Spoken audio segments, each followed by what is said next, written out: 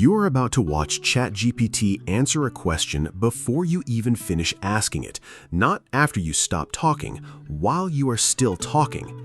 This is a brand new voice model called GPT Live, and it just replaced the old ChatGPT voice mode for everyone, including free users. The old version made you wait.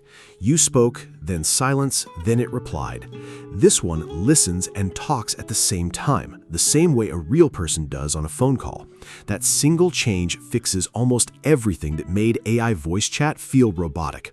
Before we go further, tap like on this video and drop a comment telling me if you have already tried the new voice mode. It helps this video reach more people who are still stuck using the slow version. Here is why this actually works, and it is not just a marketing trick. The old voice mode used 3 separate models stacked together. One model turned your speech into text, another model thought of a reply, a third model turned that reply back into audio. Each handoff added a delay, and the model couldn't do anything until you completely stopped talking. GPT Live throws that pipeline away. It processes your voice and generates its response inside the same continuous stream, deciding many times every second whether to speak, stay quiet, or interrupt. That's called full duplex audio, and it's the same principle a phone call uses. 2 people can talk over each other, pause, and pick the thread back up without ever losing the conversation. I only share methods that I test myself, so let's actually open the app and walk through this together. If you use the free version of ChatGPT, you already have access. It just switched over to a smaller model called GPT Live 1 Mini. If you pay for Go, Plus, or Pro, you get the full GPT Live 1, which comes with a reasoning switch you can set to instant, medium, or high, depending on how much thinking power you want behind each answer. Open the ChatGPT app, tap the voice icon at the bottom, and you're already inside it. There's no toggle to search for or setting buried in a menu. Let's look at what this actually changes for someone who's not a developer and just wants to get things done faster. Picture you're cooking dinner with both hands full and you want to convert a recipe from 4 servings to 6. With the old voice mode, you'd ask, wait for a pause, get your answer, then ask a follow-up, wait again, and repeat that cycle every single time. With GPT Live, you can interrupt mid-sentence to correct detail, and it adjusts without restarting the whole exchange, the same way you would correct a friend standing next to you in the kitchen. It even drops in small sounds like or got it while you're still speaking, so you always know it's tracking what you said instead of wondering if it froze. Now picture a second situation, one that used to be completely impossible with voice mode. You're commuting and you want to know the closing price of a stock, or you need a quick fact that requires an actual internet search. The old voice mode simply could not search the web while talking to you. It only knew what was baked into its training. GPT Live can hand that request off to a much stronger background model, currently a version called GPT 5.5, while continuing to talk to you so the conversation never stalls.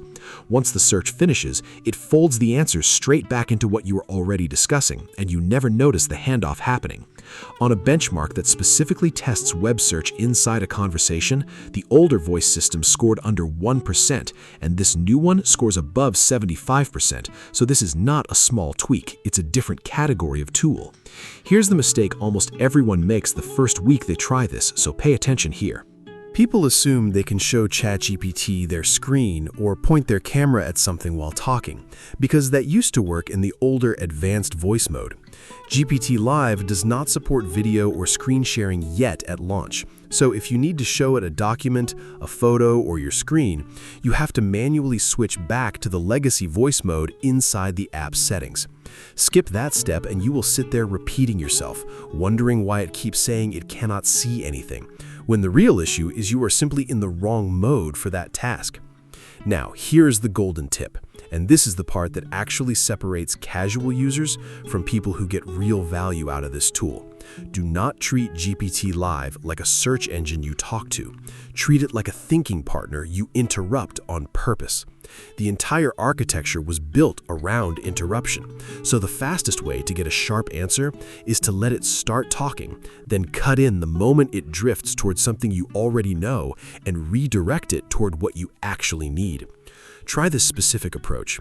Ask a broad question, let it begin, interrupt after the first sentence with skip that part, go straight to the pricing, and watch how naturally it pivots without losing the thread of the original question. That single habit alone will cut your back and forth time by more than half compared to wading through a full answer every time. I test new AI deals every week. If a new free method comes out, you'll see it here first. One more thing worth knowing before you go try this yourself. OpenAI built specific safeguards into this real-time voice system that were not fully present before, including the ability to steer a conversation, surface support resources, or end a session if things head somewhere risky. That matters because full duplex voice means the model is constantly listening, not just responding at the end. So it's designed to notice tone shifts a text-only model would completely miss. If this changed how you think about talking to AI instead of typing to it, subscribe now, because next video I'm testing whether this new voice mode can actually replace a real assistant for a full workday, start to finish, and I'll show you exactly where it breaks down.